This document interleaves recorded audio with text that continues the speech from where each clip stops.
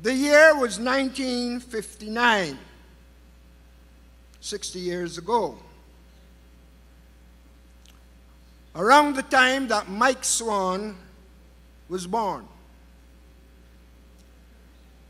That as a young police corporal, I retired as a deputy commissioner, but at the time I was in my 20s and I was a young corporal in the Bahamas police force, now styled the Royal Bahamas Police Force, and I was posted in Abaco.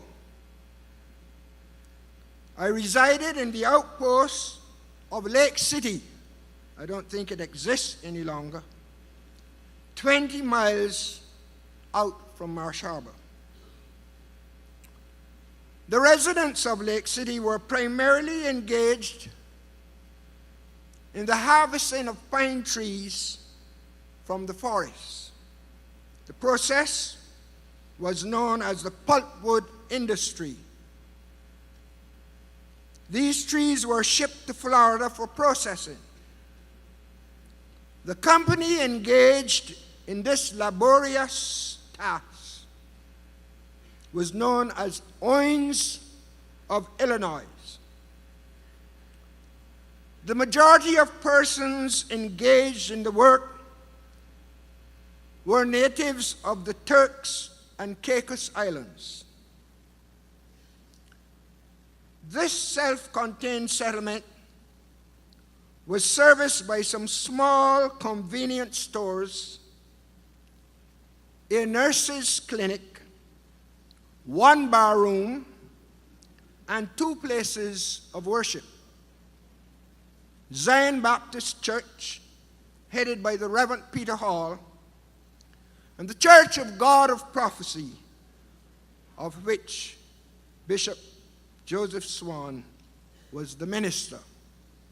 My wife, Mabel, and an infant daughter, Marisa, who is now over 60, and I found ourselves in this environment. Needless to say, among the leadership of the small community, Reverend Peter Hall and Bishop Swann found their places. And certainly, Bishop Swann greatly influenced the conduct and social behavior of the residents of Lake City. Religious fervor was a guiding factor in the settlement. And this ensured that there was very little left for a police officer to do by way of maintenance of law and order, or even arresting any residents. My work was then reverted mainly to that of a social arbiter. Rather than enforcer of harsh measures,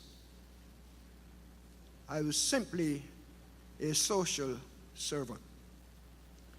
Peter Hall and Joe Swann were the keepers of the gate, and the temperature in this village was measured by their great leadership and their ability.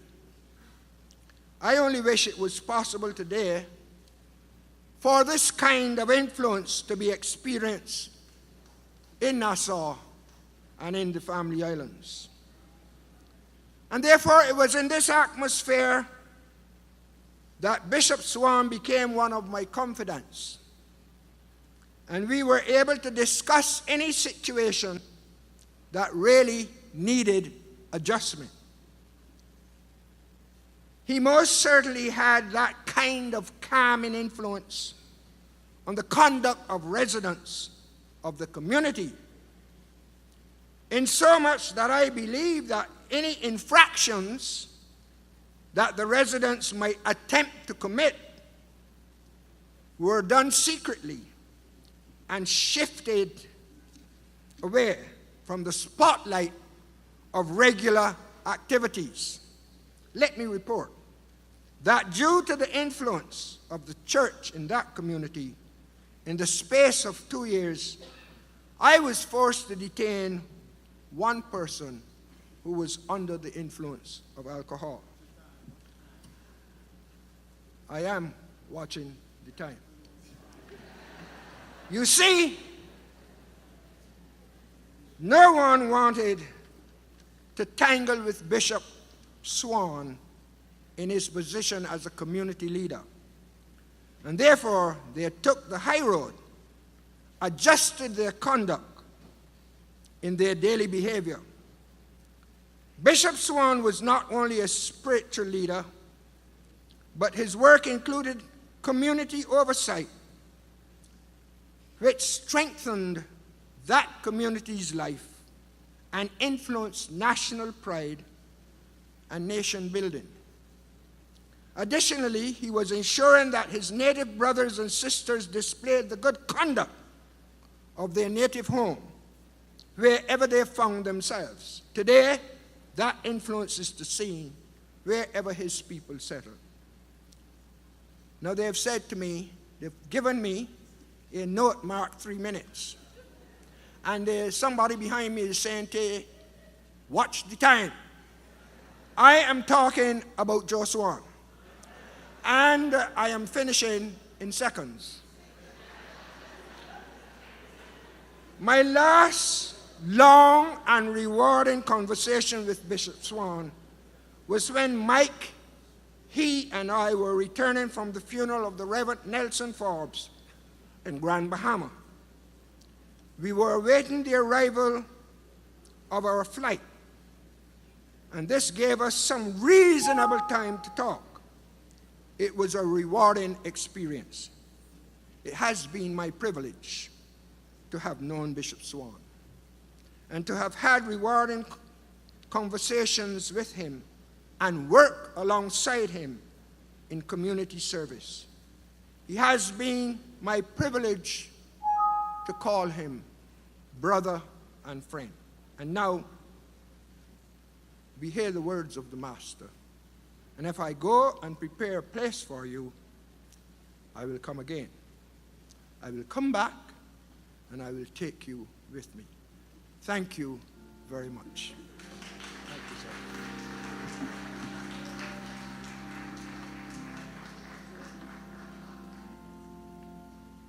Protocol is already established. Bishop Joseph M. Swan, one of the greatest men that I have ever known. As for me, he was my mentor, my father, a friend, a counselor, a man of integrity and grace, a family man, a man who loved his family.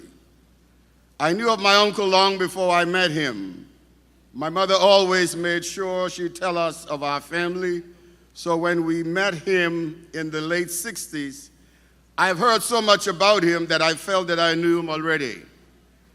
But it was joy and privilege to see his face, to see him face to face. He did not walk with kings and queens, prime ministers, but I'm here to tell you that my uncle, my dad, walked with God. I remember it was, as it was just yesterday, I was looking through the Church of God of Prophecy window in Pinedale one night while he was preaching. I saw a witness cloud of smoke in the church. It was just hovering above the head of the people as they were rejoicing and speaking in tongues. One lady had on some high-heeled shoes, and she was on the banks just running up and down and never skip a beat, neither did she fell. That night, it was an incredible impact on my life. I went home and tried to sleep knowing that I was told by my mother that I had not or did not need to go to that church. We were supposed to be going to another church. But I just had to tell her what I had witnessed that night. Fortunately, I did not get a whooping. But that night stayed with me all through my life. It was his strong Christian life that had greatly influenced me as a Christian and my decision to become a member of the Church of God of Prophecy. As time progressed, Uncle and Auntie became the spiritual parents and a mentor to me. One of the greatest moments of my life was when I was asked to perform their 50th and 60th renewal vows along with my brother and cousin, Bishop Gailey Swann. We spent countless hours talking about the Lord, Christian leadership, and church. His words of wisdom gracefully shaped my ministry, both as a pastor, as a bishop, and a leader in this organization. He stood shoulders above many of his peers in terms of spiritual growth and discernment. He was great in church administration and management. He did not seek to make a name for himself, but his work among the people of God speaks volume as to the caliber of man or minister he was. He was a true servant of people. With all of this in mind, he did it with all of his mind, soul, and body. He threw into his work for the Lord, the Church of God. He worked, and his work speaks for him. I am what I am totally because of him. I was poured into, knowing that Bishop Swann's, I was proud to be known as Bishop Swann's nephew and son. I have lived in his home on numerous occasions, and every morning we would hear him on the piano and begin to play "'Tis So Sweet to Trust in Jesus." This was your cue to come to morning devotion. He practiced what he preached, but above all, he demanded the respect of his entire family. For those who knew my uncle, he was a family man. He loved his family. He loved the rows of his life. Auntie Rose, his children, sisters and brothers, and extended family. Growing up in Grand Bahamas, my dad, my uncle, was never too busy to stop to see us, no matter how busy he was. All we need to know that he was in Grand Bahamas. We just knew that he would come by to see us. We looked with great anticipation for his arrival. No matter if you were young or old, he would plant a big kiss on you. And when he would reach into his pocket, we just knew that something good was about to happen. Although not the oldest of the Swan family, his statue was that of the patriarch standing tall with open arms, a heart big enough to embrace everyone. Let me say to you, my other mother, Sister Swan, you have helped my uncle to become what he was in life. You took great care of him. I salute you today for a job well done. To my cousins, his sons and daughters, your father did the best for all of you. He toiled hard to give you a better chance in life. He made sure that you had a better time in life than him and Auntie ever had. He has one surviving brother and sisters who have lost a loving, caring brother.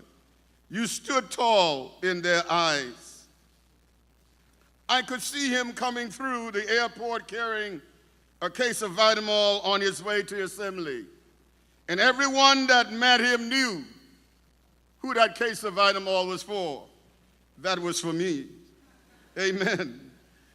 To his nephews and niece, we have lost a great uncle who have helped to shape our lives in so many ways. To his cousins and all of those who are so numerous to count, let me say to you, we have lost a giant, but God knows what is best.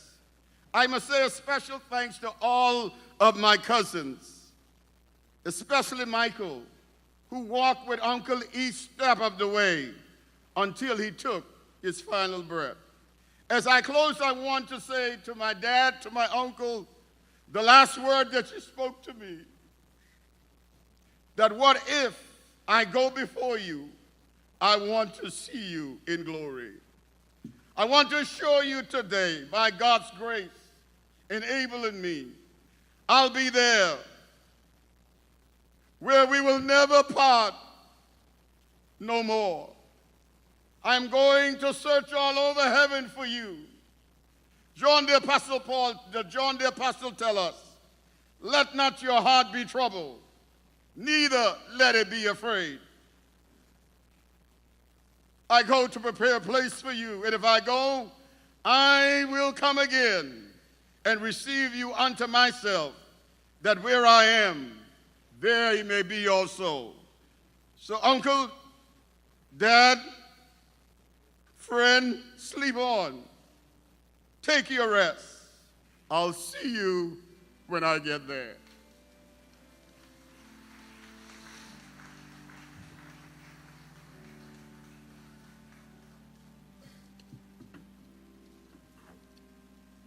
Bishop Dr. Ferguson, or the prelates of the church, fellow members and friends, take note that it was early February 1960 and I was 14 years of age, new in the Bahamas.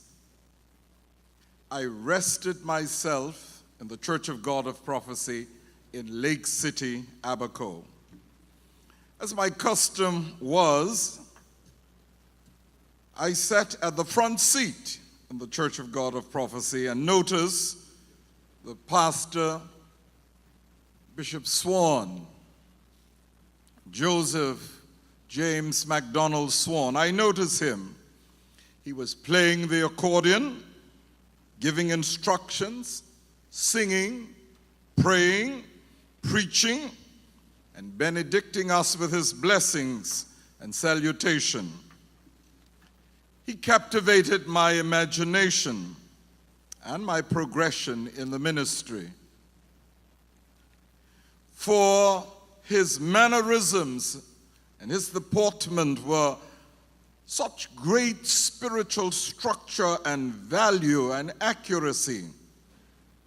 It echoed the soundness of the doctrine, polity of the Church of God of Prophecy from that time to now.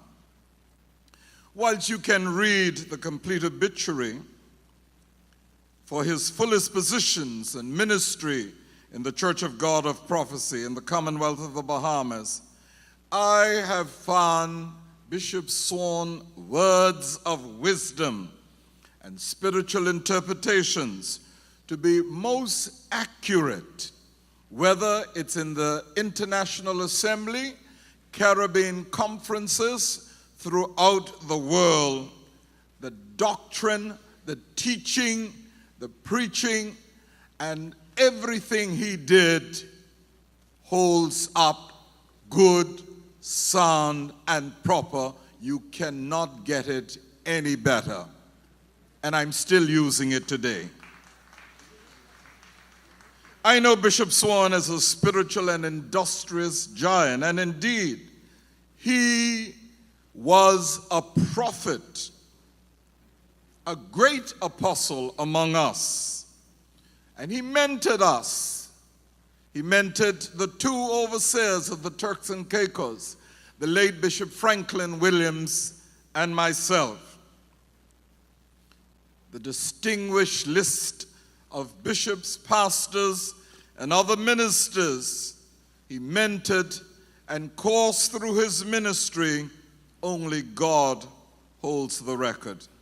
Yes, thank you, Bishop Swan. Thank you too, Rose and children, for allowing him to put so much in me and all of us. Only God knows how many stars will be in his crown, but I tell you, there will be very many. Sister Swan is the bishop for the Turks and Caicos, a national overseer, the Church of God of Prophecy and its 17 congregations and missions. Indeed, its government and people. We are praying for you. God bless you you and the children and the entire family, you be strong in the Lord and in the power of his might. God bless you.